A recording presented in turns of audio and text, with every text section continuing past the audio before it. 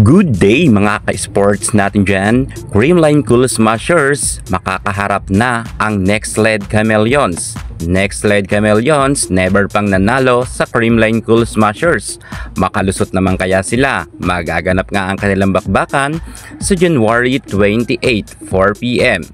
At pagkatapos naman ng mahigpit na labanan ng Nextled at Creamline, Signal HD Spikers naman versus PLDT High Speed Hitters. Sino naman ang magwawagi sa dalawang team na ito? Kapwa ang dalawang team na ito ay medyo kulang nga ng mga players dahil meron ngang mga kani-kanilang naging dahilan kung bakit hindi nakapaglaro sa kasalukuyan. Ang iba ay injury at ang iba naman ay meron mga nag-over the backhood sa ibang team. Kung kaya match na match ang laban ng dalawang ito. Pero bago ang lahat, atin munang i-shoutout si Nestor Villaflores. Yan, idol, shoutout sa iyo dyan sa Victoria, Laguna. My team is BGSM at shoutout rin kay William Vlog 486. Yan, shoutout sa inyong dalawa dyan at salamat sa inyong masugid na pagsubaybay sa aking channel. Sa mga gusto magpa-shoutout dyan, mag-comment lang kayo sa baba at sa next natin vlog, isa-shoutout ko kayo. Pero bago ang lahat, subscribe ka muna, click ang ating notification bell para lagi kang updated sa lahat ng issues sa volleyball. Susunod na. Nextled Chameleons susubuking talunin sa unang pagkakataon ang kupunan ng ating Pinom superstar Alyssa Valdez. Tulad ng sabi ko, never pang nanalo ang Nextled. Ang Nextled Chameleons ay wala pang ang naitatalang panalo, samantalang ang Creamline naman ay never pang natalo. Mukhang wala ngang team na makakatalo pa sa kasalukuyan sa Creamline sapagkat hindi naman natin sa minamaliit ang Nextled Chameleons, pero sa tingin ko 100% ay never silang makakalusot sa Creamline Cool Smashers.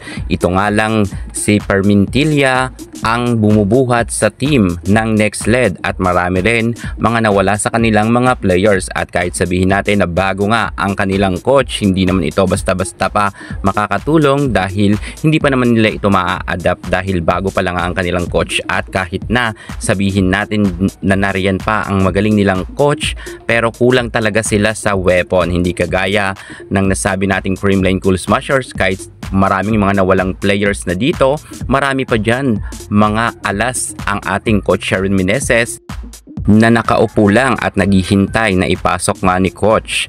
Walang tapon, ika nga, pagdating sa mga players ng Creamline.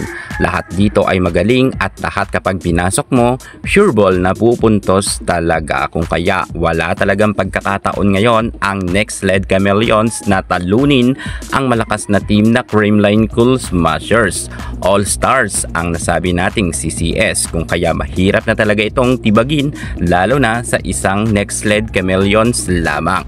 Siguro kailangan pang mag-recruit ng malalakas na players ang Nextled kung gusto nilang manalo sa Creamline. Dumako naman tayo sa Signal HD Spikers. Magkakasubukan naman ang galing ni Vanny Gandler kontra naman kay Savannah Davison.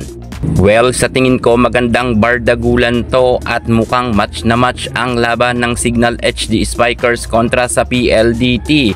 Pero syempre meron tayong prediction at may opinion tayo kung sino ang mananalo sa dalawang team na ito. Sa tingin ko malaki ang tsansa na manalo dito ng team ni Savannah Davison kontra nga sa team naman ng Signal HD Spikers. Medyo baka mahirapan talaga dito ang ating Vanny Gandler na mapataob nila ang PLDT.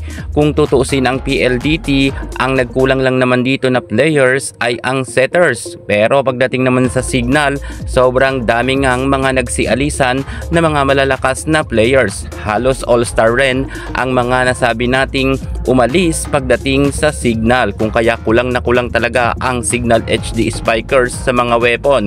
Subalit pagdating sa PLDT, kahit papaano ay marami silang mga nasa bench na malalakas rin at di kalibre. Lalo't meron pa nga silang malakas na spiker na si Savannah Davison. Mukhang susubukin talaga ng husto Ang galing ni Vanny Gandler, umubra naman kaya?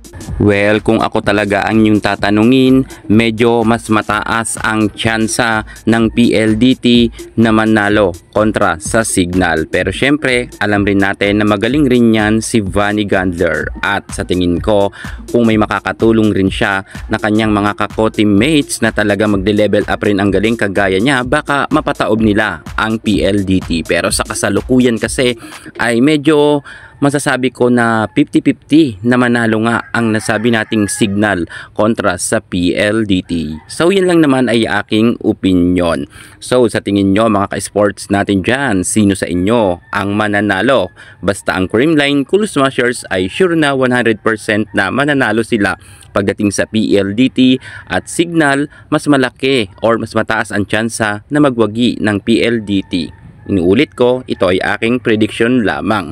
So yan muna ang pinaka-latest natin pagdating sa larangan sa volleyball. Kung ayaw nyong mahuli sa lahat ng update, mag-subscribe na kayo. Thank you so much. God bless.